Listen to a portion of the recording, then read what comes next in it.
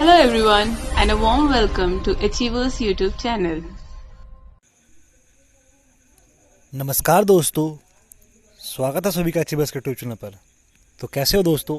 मैं आशा करता हूँ शानदार तरीके से आप लोग अपने लाइफ को एंजॉय कर रहे हो, अपने सेहत, फैमिली और पढ़ाई का ध्यान काफ़ी अच्छी तरीके से रख रहे हो।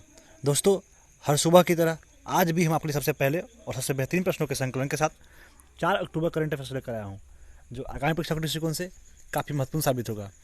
शुरू करने से पहले आपसे निवेदन है कि वीडियो को लास्ट तक देखें एवं अच्छा लगे तो लाइक और शेयर जरूर करें, क्योंकि आपके लाइक, शेयर और कमेंट हम लोग को काफ़ी मोटिवेट करता है। तो आइए बिना समय व्यर्थ किए बढ़ते हैं पहले प्रश्न की ओर। उससे पहले जिन्होंने अभी तक चैनल को सब्सक्राइब नहीं किया है वो प्लीज़ चैनल को सब्सक्राइब कर ले एवं बेल आइकन को दबा ले। उससे क्या होगा कि आपको जो भी हमारी तरफ से रेगुलर अपडेट होगा वो आपको सबसे पहले मिलेगा। पहला क्वेश्चन देखते हैं, विश्व पशु कल्याण दिवस कब मनाया जाता है? तो विश्व पशु कल्याण दिवस हर साल 4 अक्टूबर को मनाया जाता है। और इसका मनाने का उद्देश्य क्या है? जिस तरीके से आपको आपका नाम पता चल रहा होगा, विश्व पशु कल्याण दिवस, यानी पशु के कल्याण के लिए ये दिवस कब मनाया जाता है। जैसे हम लोग आदमी हैं तो हम लोग को जो भी कोई दुख होगा, कोई दर्द होगा, तो उसके लिए क्या हम लोग किसी से हर कुछ कह पाएंगे कि भाई मेरे को सर दर्द दे रहा है, मुझे बुखार लगा है, या मुझे जो भी कुछ भी तकलीफ़ होगा तो वो हम लोग एक दूसरे से शेयर कर सकते हैं और उसके निदान करने के लिए हम लोग हर कुछ कर सकते हैं। लेकिन एक जब जो पशु होता है उनका ना मुंह होता है, ना किसी को वो अपना एक्सप्रेशन एक्सप्रेस कर सकते हैं। तो उन लोगों का भी थॉट को हम लोग समझना चाहिए, और इसीलिए विश्व पशु कल्याण दिवस उन लोगों के पशु के कल्याण के लिए ये मनाया जाता है।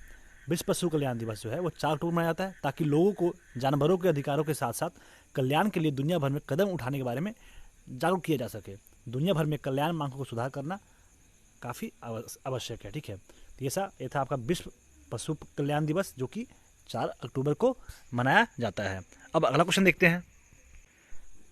क्वेश्चन है, किस राज्य सरकार ने कोविड-19 पर जन जागरण अभियान शुरू किया है? तो ये राजस्थान सरकार के द्वारा जन जागरण अभियान शुरू किया गया है, जो कि कोविड-19 के निदान के लिए ये आपका ये अभियान शुरू किया गया है। यह अभियान कोरोना वायरस के खिलाफ राज्यव्यापी जन आंदोलन के हिस्से के रूप में 31 अक्टूबर को चलाया जाएगा। तो ये था आपका जन जागरण अभियान, जो कि राजस्थान में शुरू किया गया है। अब राजस्थान का बात है तो राजस्थान से जुड़े फैक्ट देख लेते हैं। कैपिटल कहाँ है? जयपुर है। लार्जेस्ट सिटी भी इसका जयपुर ही है। गवर्नर कलराज मिश्रा है और चीफ मिनिस्टर अशोक गहलोत जी हैं। यूनिकैमरा में 200 सीट है और राज्यसभा में 10 सीट है। लोकसभा में 25 सीट है। और हाईकोर्ट कहाँ है? राजस्थान हाईकोर्ट, जो कि हाईकोर्ट का मतलब राजस्थान का हाईकोर्ट है। ठीक है, यहाँ पे कुछ नेशनल पार्क है जो कि एग्जाम पॉइंट ऑफ व्यू से काफ़ी इंपॉर्टेंट है, वो आप लोग को जानना चाहिए। उसका है Mukundra hills national park, desert national park, Keoladeo Ghana national park, Ranthambore national park, Sariska national park. आपका ये केवलादेव, रणथंभौर, सरिस्का, ये 3 काफ़ी इंपॉर्टेंट है, तो ये आप लोग को जाना चाहिए। ये आपका जो भी एनटीपीसी का एग्ज़ाम्स होने वाले हैं, या फिर आपका सीएचएसएल का एग्ज़ाम होने वाले हैं, या जो भी आने वाले समय में एग्ज़ाम होने वाला है, तो उस लिहाज से काफ़ी इंपॉर्टेंट है, तो ये आपको जानना चाहिए। अब ये देखते हैं कि आपका राजस्थान किस किस राज्य से बाउंड्री शेयर करता है। तो पंजाब से शेयर करता है, हरियाणा से करता है, उत्तर प्रदेश से करता है, मध्य प्रदेश से करता है, गुजरात से करता है और पंजाब से करता है। आप यहाँ मैप में देख सकते हो राजस्थान कहाँ पे। ये आपका राजस्थान का पार्ट है। इसमें गुजरात से कर रहा है, मध्य प्रदेश से कर रहा है, उसके बाद हरियाणा से कर रहा है, पंजाब से कर रहा है और उत्तर प्रदेश से कर रहा है। तो ये आपका था राजस्थान का मैटर था। अगला क्वेश्चन देखते हैं, किस संगठन ने कर्नाटक में स्वच्छता साक्षरता अभियान शुरू किया है? ये जो अभियान स्वच्छता साक्षरता अभियान है वो कर्नाटक में शुरू किया गया और ये नाबार्ड के द्वारा स्टार्ट किया गया है। अब नाबार्ड का फुल फॉर्म क्या होता है? तो national bank for agriculture and rural development. ये जो आपका कर्नाटक में स्टार्ट किया गया है, राष्ट्रीय कृषि और ग्रामीण विकास बैंक यानी नाबार्ड के क्षेत्रीय कार्यालय में स्वच्छ भारत मिशन के तहत जल स्वच्छता और स्वास्थ्य के बारे में साक्षरता को बढ़ावा देने के लिए स्वच्छता साक्षरता अभियान शुरू किया गया है। जो भी मतलब आपका वहाँ डिस्ट्रिक्ट है या जो भी आपका गांव है, विलेज है और सिटीज़ वगैरह हैं, तो वहाँ पे आपका स्वच्छ जल और स्वास्थ्य को अच्छी तरीके से सबको मेंटेन करने के लिए ये आपका अभियान शुरू किया गया। जैसे आपको नाम से पता चल ही रहा होगा, स्वच्छता साक्षरता अभियान। स्वच्छ भी यानी स्वच्छ मतलब आपका जल वगैरह जो भी इंसान को पीने का जल है वो, और साक्षरता मतलब एजुकेशन भी, लिटरेसी भी मतलब मेंटेन करना। तो ये आपका था कर्नाटक में स्टार्ट किया गया है, जो कि स्वच्छता और स्वास्थ्य के बारे में साक्षरता को बढ़ावा देने के लिए ये इनिशिएटिव स्टार्ट किया गया है। अब नाबार्ड के बारे में देख लेते हैं। तो फॉर्मेशन किया गया था 12 जुलाई 1982 ईस्वी में, लगभग 38 साल पहले ये किया गया था। हेडक्वार्टर्स है मुंबई और चेयरमैन कौन है? गोविंदा राजुला चिंताला। और पर्पस क्या था, development assistance poverty and reduction, मतलब आपका इसको स्टार्ट करने का उद्देश्य था कि गरीबी को कम करना है और एक सतत विकास मतलब डेवलपमेंट भी करना है, ठीक है। तो इसका ये उद्देश्य था अपना नाबार्ड का स्टार्ट करने का, यही उद्देश्य था, डेवलपमेंट असिस्टेंस पॉवर्टी रिडक्शन, गरीबी को समाप्त करना और लोगों में विकास करना।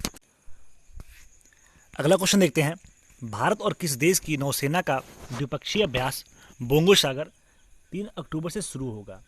ये जो बोंगो सागर है उसमें कौन कौन से राष्ट्र है, ये द्विपक्षीय अभ्यास है जिसमें एक इंडिया है और एक बांग्लादेश है। कौन है, बांग्लादेश, ठीक है। आप आंसर इसका बी है, यानी जो बोंगो सागर है जो कि 3 अक्टूबर से शुरू हो रहा है, जिसमें भारत और बांग्लादेश का द्विपक्षीय अभ्यास है, जिसमें नौसेना का ये द्विपक्षीय अभ्यास है, ठीक है। भारत और बांग्लादेश की नौसेना का द्विपक्षीय अभ्यास बोंगो सागर का दूसरा संस्करण बंगाल की उत्तरी खाड़ी में शुरू होने वाला है। अभ्यास का उद्देश्य, ये जो अभ्यास किया जा रहा है उसका उद्देश्य बड़े पैमाने पर समुद्री अभ्यास और अभियान के माध्यम से संयुक्त अभिनागत कौशल को विकसित करना है। अब बांग्लादेश का मैटर है तो उससे जुड़े फैक्ट देख लेते हैं। कैपिटल कहाँ है, ढाका है, और लार्जेस्ट सिटी भी इसका ढाका ही है। ऑफिशियल लैंग्वेज बंगाली है और प्रेसिडेंट अब्दुल हामिद है। पीएम है शेख हसीना और करेंसी टका चलता है। पार्लियामेंट को बोलते हैं जातीय संसद भवन, काफ़ी इंपॉर्टेंट है। पार्लियामेंट को जिस तरीके से हमारे पार्लियामेंट को संसद बोलते हैं उसी तरीके से बांग्लादेश के पार्लियामेंट को जातीय संसद भवन बोलते हैं। अब ये देख लेते हैं जो बांग्लादेश है वो भारत के किस किस राज्य से बाउंड्री शेयर करता है। तो आपको स्पष्ट यहाँ दिख रहा होगा, असम से करता है, मेघालय से करता है, वेस्ट बंगाल से करता है, त्रिपुरा से करता है और मिजोरम से करता है। चलिए आप लोग को ये आंसर देना है कि बांग्लादेश का जो बॉर्डर है वो इंडिया से कितना किलोमीटर का शेयर करता है, तो उसका आपका आंसर देना है। और ये भी आंसर देना है और भी जो देश हैं, जो राष्ट्र है वो इंडिया से कितना बाउंड्री शेयर करता है। तो जितने सारे देश है उसका, आपका नेपाल से कितना बाउंड्री शेयर होता है, म्यांमार से कितना होता है, आपका चाइना से कितना होता है, वो सारा को आपको लिख के देना है। पाकिस्तान को कितना होता है तो वो सारा आपको लिख के कमेंट में देना है, और बांग्लादेश से कितना शेयर होता है, ठीक है। अब अगला प्रश्न देखते हैं, किस कंपनी ने अटल सुरंग के लिए 9000 टन से अधिक इस्पात की आपूर्ति की है। जो अटल सुरंग के लिए 9000 टन से अधिक इस्पात की आपूर्ति की जा रही है वो कौन सी कंपनी द्वारा की जा रही है, तो ये सेल के द्वारा की जा रही है। भारत की सबसे बड़ी इस्पात उत्पादक company Steel Authority of India, SAIL का फुल फॉर्म क्या होता है, Steel Authority of India Limited ने अटल रोहतांग सुरंग के निर्माण में इस्पात के अधिकांश हिस्से की आपूर्ति की है, जिसका उद्घाटन प्रधानमंत्री नरेंद्र मोदी के द्वारा किया गया है। भारतीय इस्पात प्राधिकरण लिमिटेड के बारे में, यानी सेल क्या है उसके बारे में देख लेते हैं। यह भारत की सबसे बड़ी इस्पात उत्पादक कंपनी है, यानी लोहा का सबसे ये आपका प्रोडक्शन करता है। यह इस्पात मंत्रालय के तहत एक महारत्न सार्वजनिक क्षेत्र का उपक्रम है। चलिए एक क्वेश्चन का आपको और आंसर करना है कि भारत में कुल कितने महारत्न कंपनी है, और जो कंपनी है सारा का नाम भी आप लोग को लिख के देना है। मैं सारा डिस्कस कर चुका हूँ, आपका जो बताया था कि कितने कितने राज्य से बाउंड्री शेयर करता है, आपका जो भी आपका कौन कौन से नेशन जो है वो आपके भारत को, स्टेट को टच कर रहा है, वो भी मैं आपको बता चुका हूँ। और उसके बाद से आपका जो ये आपका महारत्न कंपनी है कौन कौन है और कितने हैं ये भी मैं बता चुका हूँ। तो आपको क्या करना है, सारा जो मैं क्वेश्चन पूछा हूँ सारे क्वेश्चन का आंसर आप लोगों को कमेंट में देना है। जो सेल का अभी अध्यक्ष हैं वो अनिल कुमार चौधरी जी हैं और इसका मुख्यालय है नई दिल्ली में। अगला क्वेश्चन देखते हैं, किस राज्य सरकार ने आत्मनिर्भर भारत स्वयं कार्यक्रम की घोषणा की है। तो ये गोवा के द्वारा आत्मनिर्भर भारत स्वयं कार्यक्रम की घोषणा की गई है। जिस तरीके से आप क्वेश्चन को पढ़ रहे होंगे तो ये कार्यक्रम का नाम है आत्मनिर्भर भारत स्वयं।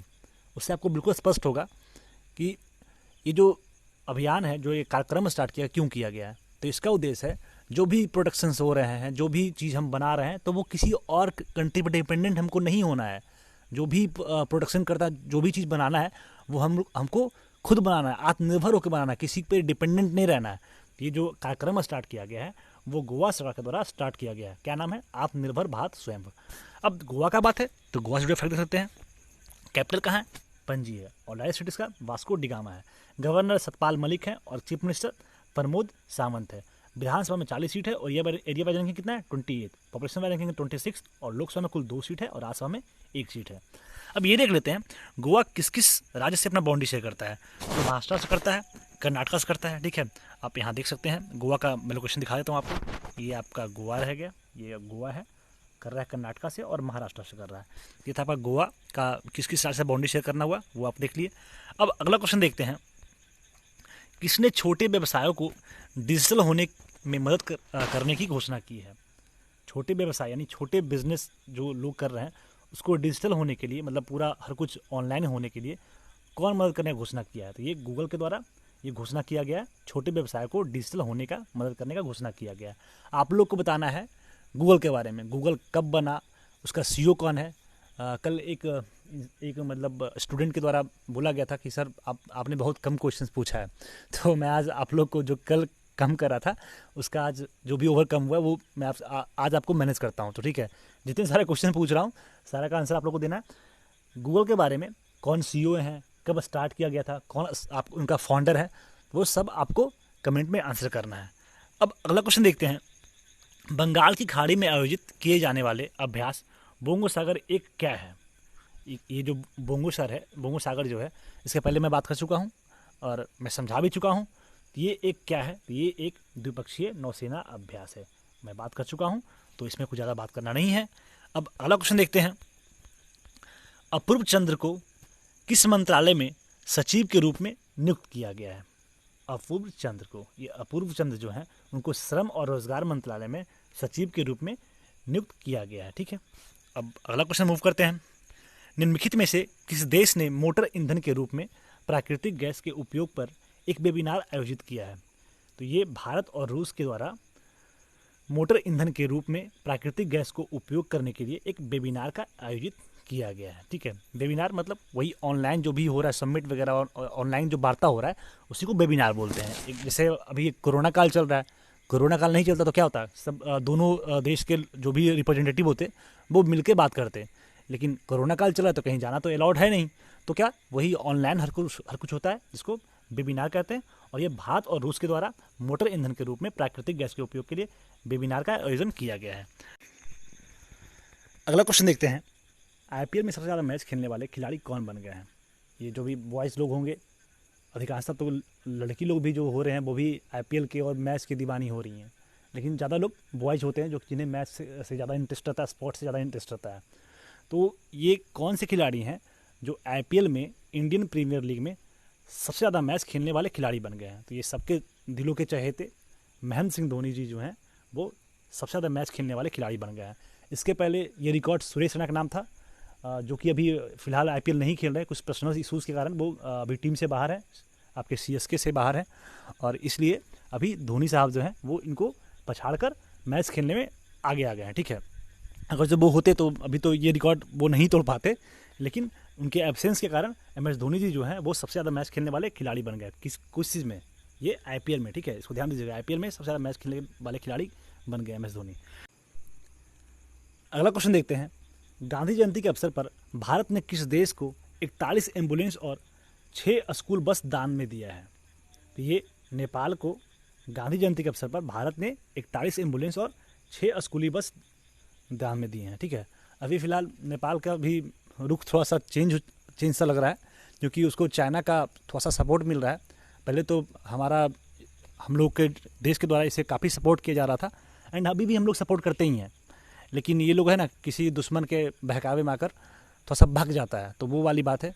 तो पता नहीं, थोड़ा सा इसको मनाने के लिए इंडिया के द्वारा 41 एम्बुलेंस और 6 स्कूल बस दान में दिया गया। आई होप ये मान जाए, छोटा सा बच्चा है, बहुत छोटी सी कंट्री है, तो बदमाशी करता है, छोटे बच्चे तो बदमाशी करते ही हैं, तो इसको थोड़ा सा प्यार दिया जाता है, फुसलाया जाता है। तो उसी तरीके से जैसे बच्चे लोग को चॉकलेट दिया जाता है ना, तो उसी तरीके से इसे खुश करने के लिए 41 एम्बुलेंस और 6 स्कूली बस दान में दिया गया है गांधी जयंती के अवसर पर। ठीक है, अब नेपाल का बात है तो उससे जुड़े फैक्ट देख लेते हैं। उसका कैपिटल जो है वो काठमांडू है, और काठमांडू ही उसका लार्जेस्ट सिटी है। प्रेसिडेंट है विद्या देवी भंडारी, और प्राइम मिनिस्टर खड़गे प्रसाद शर्मा ओली जी हैं। ठीक है, ओली जी, इसको मतलब आपको शॉर्ट फॉर्म में ओली बोलते हैं, जो कि ओली हैं उनके prime minister Khadga Prasad Oli. Legislature को बोलते हैं फेडरल पार्लियामेंट, और अपर हाउस को नेशनल असेंबली बोलते हैं, लोअर हाउस को हाउस ऑफ रिप्रेजेंटेटिव बोलते हैं, और करेंसी नेपालीज रुपीज़ चलता है। ठीक है, नेपालीज रुपीज़ जो है उसका करेंसी, उसका मुद्रा है। अब ये देखते हैं कि भारत के किस किस राज्य से नेपाल का बॉन्डी शेयर होता है। सबसे पहले ये देख लेते हैं, उसके बाद आपका चाइना से शेयर कर ही रहा है, तिब्बत का शेयर कर ही रहा है, लेकिन भारत के किस किस राज्य से उसका बॉन्डी शेयर हो रहा है? तो झारखंड से हो रहा है, आप लोग देख रहे होंगे मैप में, दिख रहा होगा आपको, स्पष्ट दिख रहा होगा, झारखंड से हो रहा है। उसके बाद उत्तर प्रदेश से हो रहा है, बिहार से हो रहा है, और सिक्किम से हो रहा है, और एक वेस्ट बंगाल भी है, यहाँ वेस्ट बंगाल का पार्ट है, उससे भी होता है। झारखंड, उत्तर प्रदेश, बिहार, वेस्ट बंगाल और सिक्किम, तो इस इतने राज्यों से भारत के इतने राज्यों से इसका बाउंड्री शेयर होता है। अब मूव करते हैं अगले क्वेश्चन तरफ। क्वेश्चन है, प्रत्येक वर्ष विश्व पशु दिवस किस दिन मनाया जाता है? तो 4 अक्टूबर को विश्व पशु दिवस मनाया जाता है, ताकि विश्व में जो भी पशु हैं उनको भी रिस्पेक्ट मिल सके। रिस्पेक्ट मतलब क्या, उनको उनके कल्याण के लिए कुछ सोचा जा सके, उसके जो भी कैसे उनको केयर किया जा सके, मतलब अच्छी तरीके से। तो इसलिए पशु दिवस के रूप में मनाया जाता है 4 अक्टूबर को। ठीक है, अब अगला क्वेश्चन देखते हैं। विश्व प्रकृति दिवस हर साल किस दिन को मनाया जाता है? तो 3 अक्टूबर को विश्व प्रकृति दिवस मनाया जाता है। प्रकृति को सेफ रखने के लिए, प्रकृति को अच्छी तरीके से सुव्यवस्थित रखने के लिए ये 3 अक्टूबर को हर साल मनाया जाता है। अगर जो प्रकृति है तो हम लोग हैं, तो उसके लिए क्या करना पड़ेगा, हम लोग को प्रकृति को अच्छा रखना पड़ेगा। जैसे अगर हम कहीं पे रह रहे हैं तो हम लोग को जो हमारे आसपास में जगह है वहाँ पे क्या पेड़ पौधा लगाना चाहिए, ताकि हम लोग को अच्छी हवा मिल सके, और हवा मिल सके तब तो वायुमंडल अच्छा रहेगा, तब तो प्रकृति अच्छा रहेगा। तो इसीलिए हर साल 3 अक्टूबर को प्रकृति दिवस के रूप में मनाया जाता है। अब अगला क्वेश्चन देखते हैं। गांधी जयंती पर किस मिशन के अंतर्गत स्कूलों और आंगनबाड़ी केंद्रों में पेयजल आपूर्ति के लिए 100 दिवसीय अभियान शुरुआत की गई है? तो ये जल जीवन मिशन के थ्रू आपको गांधी जयंती पर स्कूलों और आंगनबाड़ी के केंद्रों में पेयजल आपूर्ति के लिए 100 दिवसीय अभियान शुरू की गई है। ये जो जल जीवन मिशन है उसका उद्देश्य क्या था? इस मिशन का प्रमुख उद्देश्य 2024 तक सभी ग्रामीण घरों में पाइप जल पूर्ति यानी हर घर जल सुनिश्चित करना है। तो जल जीवन मिशन यानी आंगनबाड़ी और स्कूल में, तो ये जो मिशन है उसमें क्या है कि जो भी स्कूल्स होंगे, जो भी आंगनबाड़ी केंद्र हैं, स्कूल में क्या होता है, बच्चे लोग का पढ़ाई होता है, आंगनबाड़ी में क्या होता है, यही सब चीज़ तो होता है, बच्चे लोग का पढ़ाई होता है। तो वहाँ पे जो बच्चा है वो हमारे देश का भविष्य है, तो उन लोगों को अच्छा खाना मिलना चाहिए, अच्छा पानी मिलना चाहिए। तो ये पानी जो अच्छी तरीके से आपूर्ति करने के लिए किया गया है, तो वो जल जीवन मिशन के थ्रू किया गया है। अब मूव करते हैं question of the last day, जिसका आंसर आप लोगों ने बहुत अच्छी तरीके से कमेंट में दिया था। क्वेश्चन है, इसरो ने किस वर्ष अपना वीनस मिशन शुरू करने की घोषणा की है? तो ये 2025 में वीनस मिशन शुरू करने की घोषणा की गई। इस प्रश्न का आंसर सोमिल गुप्ता जी के द्वारा काफ़ी अच्छी तरीके से दिया गया था। सोमिल जी, इसी तरीके से आप हर दिन आंसर करते रहिए। भगवान आपको खूब सारी ऊर्जा दे, खूब सारी शक्ति दे, ताकि अपने गोल को जल्दी से जल्दी अचीव कर लो और अपने घर परिवार का नाम एवं देश का नाम बहुत रोशन करो। ठीक है, और जो लोग भी आंसर नहीं दे रहे हैं उन लोग से मेरा भी रिक्वेस्ट है कि आप लोग भी आंसर दिया कीजिए। इससे हम लोगों को काफ़ी मोटिवेशन मिलता है, काफ़ी खुशी मिलता है। और ये जो आप आंसर देते हो ना कि कोई क्वेश्चन का आंसर, उससे आपका भी, अगर जो वो क्वेश्चन आपके आगामी परीक्षाओं में कभी पूछा जाएगा तो आपको गलती करने का चांसेस बहुत कम हो जाते हैं। तो आपका भी फ़ायदा है, मैं भी खुश होता हूँ, तो दोनों के लिए कुछ थोड़ा सा कर दिया कीजिए। ठीक है, तो जो क्वेश्चन था वीनस मिशन जो था, जो 2025 में स्टार्ट किया जा रहा, तो उसके बारे में इन्होंने आंसर दिया था। अब इसरो ये स्टार्ट किया है, तो इसरो के बारे में भी फैक्ट लिखे हैं। तो ये फाउंड किया था, इसरो का फाउंड किया गया था 1969 में फाउंड किया गया था। हेडक्वार्टर्स कहाँ है? बेंगलोर में। और हेड कौन है? के सिवन है। ठीक है, अब मूव करते हैं क्वेश्चन ऑफ द डे, जिसका आंसर आप लोगों को कमेंट में देना है। क्वेश्चन है कि भारत ने किस परमाणु सक्षम के नए संस्करण का सफल परीक्षण किया है? तो ऑप्शन ए सौर ballistic missile, option B Prithvi 1, option C theatre ballistic missile, और ऑप्शन डी नन है, जो कि आपका ये 3 आपके लिए थोड़ा सा सहूलियत है, ये 3 में ही आंसर है। तो आप लोग से रिक्वेस्ट है कि इसका आंसर ज़रूर कमेंट में दें। यदि आप जीके, जीएस या स्टैटिक के कोई भी विषय का फ्री स्टडी मटेरियल पढ़ना चाहते हैं तो हमारे वेबसाइट पर ज़रूर विजिट करें, जिसका लिंक नीचे डिस्क्रिप्शन में दिया हुआ है। साथ ही साथ जीके, जीएस, करंट अफेयर्स की डेली क्यूज़ के लिए हमारे टेलीग्राम ग्रुप को ज्वाइन करें। आज के पीडीएफ के लिए हमारे ऑफिशियल टेलीग्राम चैनल को सब्सक्राइब करें, इसका भी लिंक नीचे डिस्क्रिप्शन में दिया हुआ है। आप लोग पढ़ते रहें, घर पे रहें, सुरक्षित रहें, और यदि वीडियो अच्छा लगे तो लाइक कर दें और इसे अपने सगे संबंधियों, दोस्तों में शेयर करें। और यदि आप हमारे चैनल पर नए हैं तो चैनल को सब्सक्राइब कर लें। वीडियो में अंत तक बने रहने के लिए बहुत बहुत धन्यवाद। मिलते हैं आपसे अगले दिन। जय हिंद।